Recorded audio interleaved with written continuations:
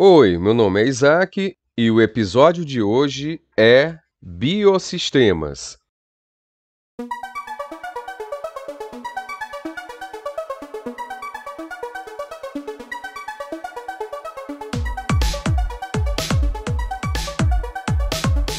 Me dê exemplos de seres vivos autotótrofos que fabricam seu alimento através da fotossíntese. Eu tenho as gramíneas, que aqui tenho como exemplo a grama. Eu tenho as ervas, os líquens, os arbustos, as plantas trepadeiras e as plantas de porte maior, que seriam as árvores. São alguns dos exemplos, não são os únicos exemplos. Em relação à fauna, os consumidores primários, quem seria? Consumidor primário são todos aqueles que se alimentam dos produtores. E porque eles se alimentam dos produtores, eles são conhecidos como herbívoros, que no caso do ecossistema terrestre trata-se de, por exemplo, os insetos, os roedores, as aves e os seres vivos ruminantes. Tio, qual seria o ser vivo ruminante? Eu tenho um exemplo da vaca. É um ser vivo ruminante. E o consumidor secundário? Alimenta-se diretamente dos consumidores primários. Para ser consumidor secundário, é porque ele se alimenta do consumidor primário. Quem são os consumidores primários? Os herbívoros. De que são formados os consumidores secundários? Principalmente de carnívoros de pequeno porte. No caso aqui, eu tenho a presença da raposa. Consumidor terciário. Trata-se de consumidores de porte maior que alimentam-se de consumidores secundários.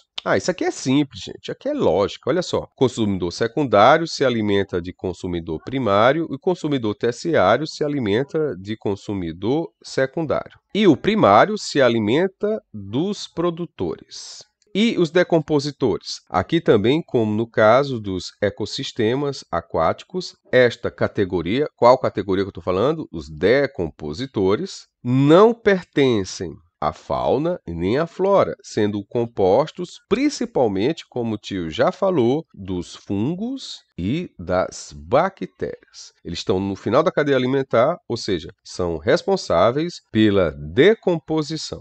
Desse modo, todo ecossistema inclui componentes tanto bióticos como componentes abióticos. Componentes que têm vida, bio, e componentes que não têm vida, abio. Suas interações e uma fonte de energia. Então, quando eu falo de ecossistema, eu estou falando de seres vivos, dos que não são vivos e da interação que existe entre eles. E uma fonte de energia. Por exemplo, a planta, qual é a fonte de energia que ela utiliza? A luz do sol. Outra fonte, eu utilizo a água. Outra fonte que a planta utiliza, o ar. Ela retira o ar, o CO2, e libera para o ar o O2. Ou seja, ela tira gás carbônico e libera oxigênio. Quem são os fatores abióticos aqui? Seria aqueles que não têm vida, mas sem ele a gente não consegue sobreviver. Exemplo, energia solar, o vento, a terra,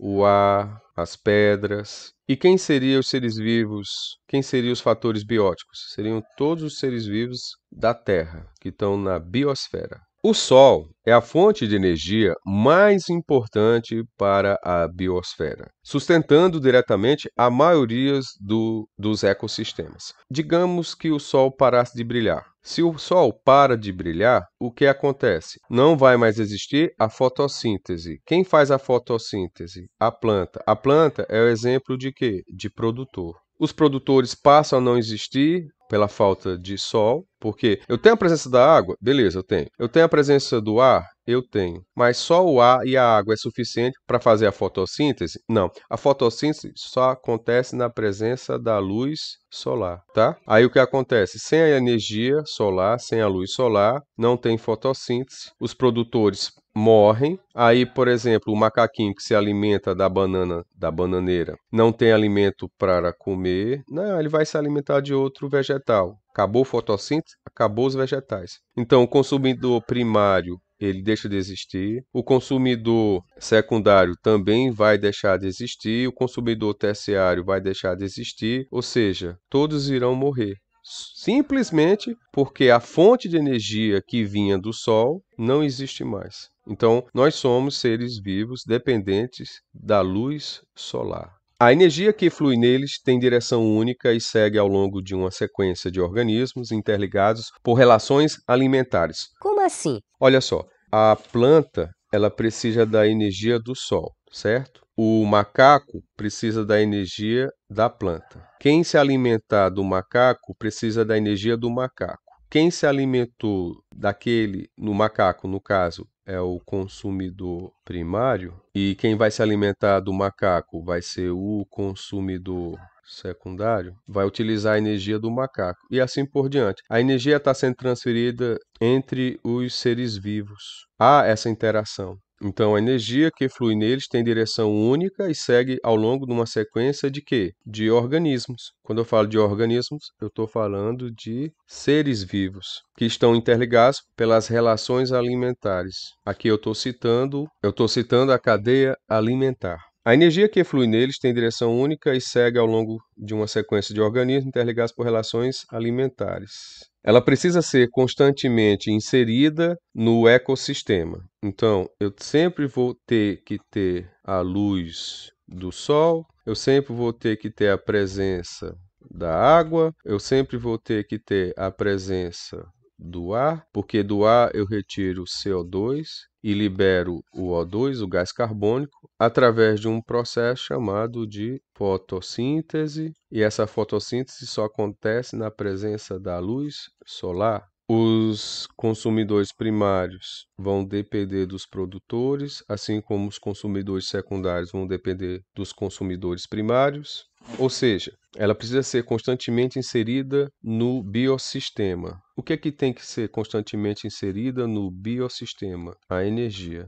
Detalhe, energia não se destrói, energia não é criada. A energia, ela é transformada. Então, a energia solar é transformada em reserva nutritiva da planta. E essa reserva nutritiva da planta vai servir de reserva nutritiva para o consumidor primário. E o consumidor primário vai servir de reserva nutritiva para o consumidor secundário e assim por diante. Pode-se dizer, assim, que os ecossistemas são sistemas abertos, ou seja, a constante entrada e saída de matéria. Todas essas relações, elas acontecem 24 horas, sem intervalos. Como a energia luminosa pode ser inserida em um ecossistema? Através de um processo chamado de fotossíntese. Eu preciso da energia luminosa, ou seja, da energia do sol. A planta absorve essa energia através de suas folhas, por exemplo. Na folha, ela vai absorver não só a energia luminosa, mas também ela vai absorver um ar. Ela vai absorver um gás encontrado no ar chamado de CO2. CO2 é gás carbônico. E ela vai liberar para o meio um ar chamado O2, que nada mais é do que o que nós precisamos para sobreviver, o oxigênio. Além disso, para a fotossíntese ser realizada, além da energia do sol, a energia solar, a luz, e do gás carbônico, eu preciso também da água. Então, se eu utilizar água, gás carbônico e energia solar, eu faço um processo chamado de fotossíntese. E através da fotossíntese, a planta fabrica o seu próprio alimento, se tornando um ser autótrofo. Que organismos são essenciais nesse processo? Os organismos essenciais no processo são os que fabricam o seu próprio alimento e os que não fabricam o seu próprio alimento. Quem é que fabrica o seu próprio alimento? Os seres vivos autótrofos. Por quê? Eles fazem a fotossíntese. E quem são? Nós temos exemplo aqui das algas e das plantas. Heterótrofo são aqueles que dependem dos outros para poder se alimentar, não fabricam seu próprio alimento. Quem é autótrofo? Nós temos aqui o exemplo das bactérias e os animais. A transição entre ecossistema é gradual e a região de sobreposição de dois ecossistemas é chamado de ecótono. Tio, eu não entendi. Observe, aqui eu tenho a imagem de número 1 e a imagem número 2. Trata-se da mesma região, mas existe uma diferença grande visual. Oi, a continuação desse assunto está no vídeo 4. Até lá! Descobri que quanto mais eu trabalho, mais sorte eu pareço ter. Thomas Jefferson. Quando você vencer na vida, algumas pessoas irão chegar para você e irão dizer que você teve sorte, mas na verdade foi com muito esforço e suor, muita dedicação aos estudos que fez você chegar onde você está. Até a próxima aula. Tchau! Não se esqueça de deixar o seu like se inscrever no canal e ativar o sininho das notificações. Até a próxima! Tchau.